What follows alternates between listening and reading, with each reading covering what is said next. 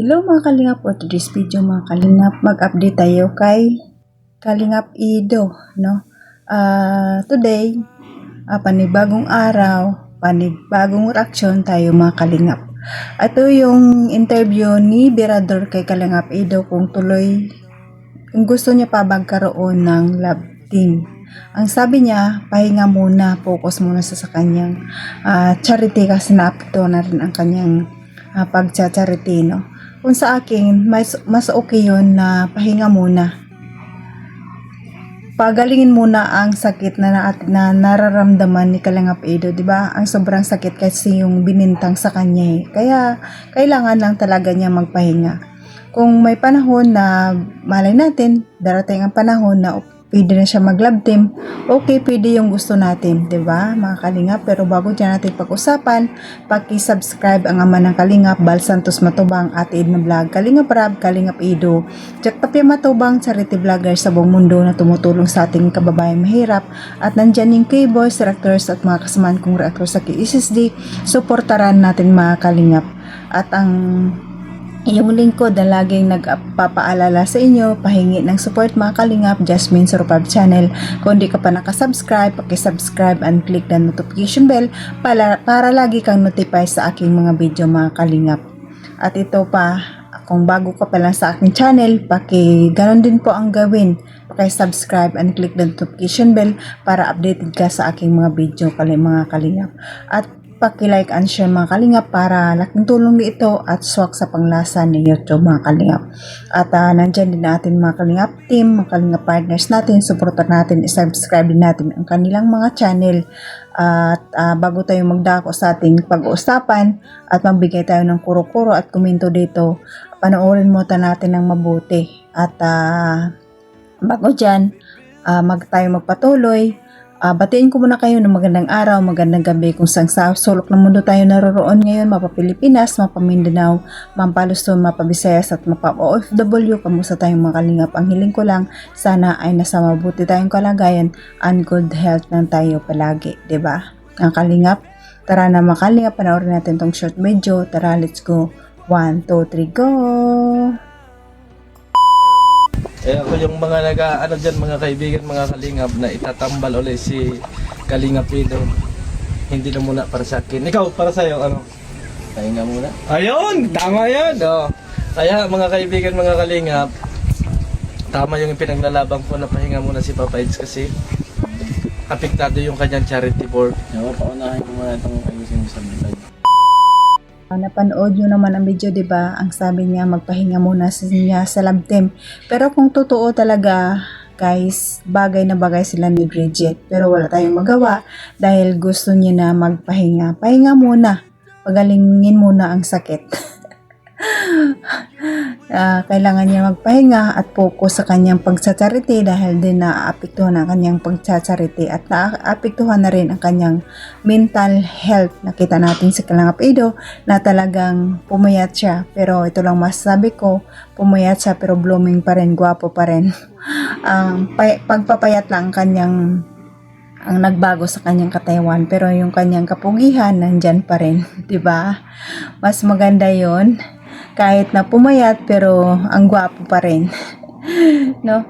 Swak sana yung love team nila kung si Bridget patok sana yun. Mas maganda pang si Bridget kaysa ex dati, 'di ba? At hindi sila bagay kasi ang ex Angel is munay ang mukha. Si Bridget maliit ang mukha. Talagang bagay na bagay sila ni Kalingap Ido, pero hindi na talaga pwede kasi nga gusto niya magpahinga. Irespeto natin ang kanyang desisyon. Kailangan niya na maghanap ng totoong makasama sa buhay. Nasa tamang edad na siya. Kailangan talagang partner na dyan at mag-alalay sa kanya, di ba? Kailangan pumili siya ng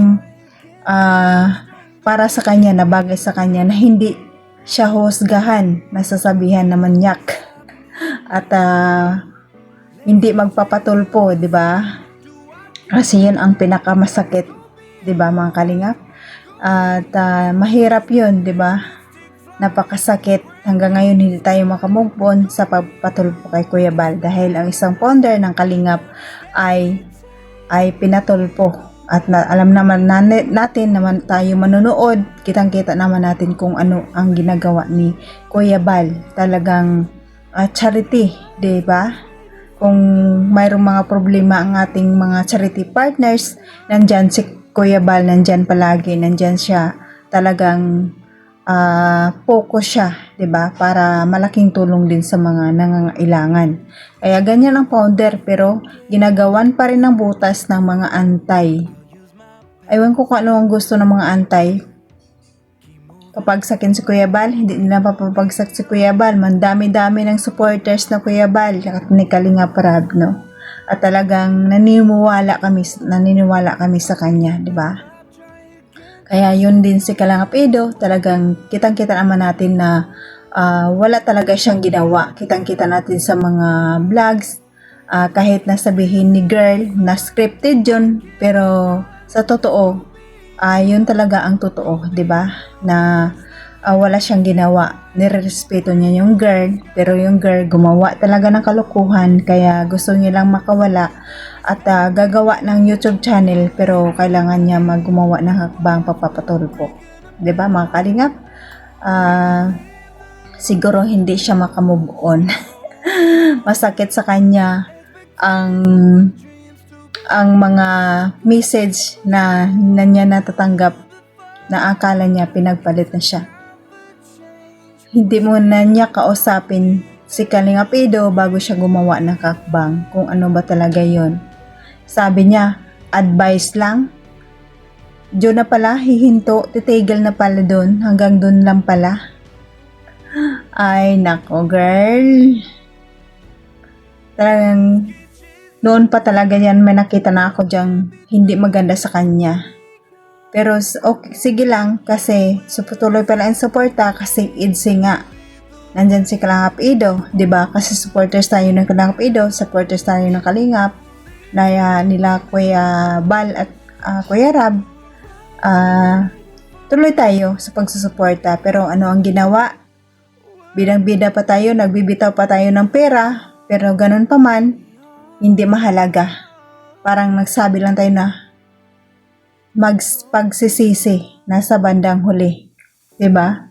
Bibitaw na malaking pera, pero ganun lang ang gagawin, 'di ba? Kahit pa paano, nakabitaw din naman tayo ng pera diyan, pero hindi na mahalaga 'yon. Nasa kanya na 'yon. Sabi nga share the blessing para malaking balik para sa iyo, 'di ba, mga kalingap? At kaya wag tayo magtanim ng galit sa ating kapwa. Lalo tayong i-bless. Bibigyan tayo ng mga blessing palagi. Kaya ganun din sa Kalingap Edo, kaya marunong siya magpakumbaba dahil kahit gaano man kasakit ang ginawa sa kanya, pero patuloy siya nagpakumbaba. Gusto niya ng katahimikan. Yun ang tamang sundin ng babae. Gusto katahimikan, pero yung babae gusto ng gulo. Kaya yun ang nangyari sa kanya. Hindi tinatatantanan, tuloy pa rin, ilang buwan na, pero may 1 buwan na, 2 buwan na, nandyan pa rin ang buzzer. Kasi nga, nakikita pa rin siya sa social media. Kung gusto ng tahimikan, tumigil sa bahay para walang gulo, walang mai-issue sa'yo. Pero kung patuloy kang nasa social media, walang kahit tahimikan ang buhay mo. Talagang gulo yan, no? Kaya wala kang pinagkakaiba kay Ex-Angel E, no? Todo sundo din si Kalingap Edo dati. Pero yun din ang ginawa, parang baliwala, 'di ba? Ganon din siya, namiiwan sa ere. Ang mga sinasabi dati kinain niya. Walang iwanan, pero siya ang nag-iwan. Takot siyang iwanan ni Kalingap Edo, pero siya ang nag-iwan. Ang saklap. Ang sakit, aray ko po. Pero Google lang Kalingap Edo, nandito ang mga supporters mo, nagmamahal sa'yo. Kung ayaw mo na ng love team, okay, support pa rin namin ikaw. Nandito pa rin ang mga supporters mo na solid supporters sa'yo. Lagi lang kami nagmamarathon ng channel mo at lagi kami nag-aabang ng bago mong upload, no? Kaya patuloy lang. Sayang, pero sayang yung love team sana ngayon. Bridget. and Kalingap Edo Love Team. Sayang mga Kalingap, pero wala tayong magawa. Magpahinga muna sila. Respetuhin natin sa Kalingap Edo, magpahinga muna siya, di ba mga Kalingap? Kaya hanggang dito na lang mga Kalingap ang aking video. Paki-share and subscribe and paki-support ang aking munting channel mga Kalingap, para like and share, para swak sa panlasa ng YouTube ito. At maraming salamat sa inyo sa subscribers ko, viewers, mga silent viewers, maraming salamat. At sa mga sponsor, maraming salamat. At kay Kuya Bal at Edna Kalingap Rab, maraming salamat. At sa Kalingap Partners, salamat sa inyo. Hanggang dito na lang, and God bless at all, and God bless mga Kalingap. Bye-bye!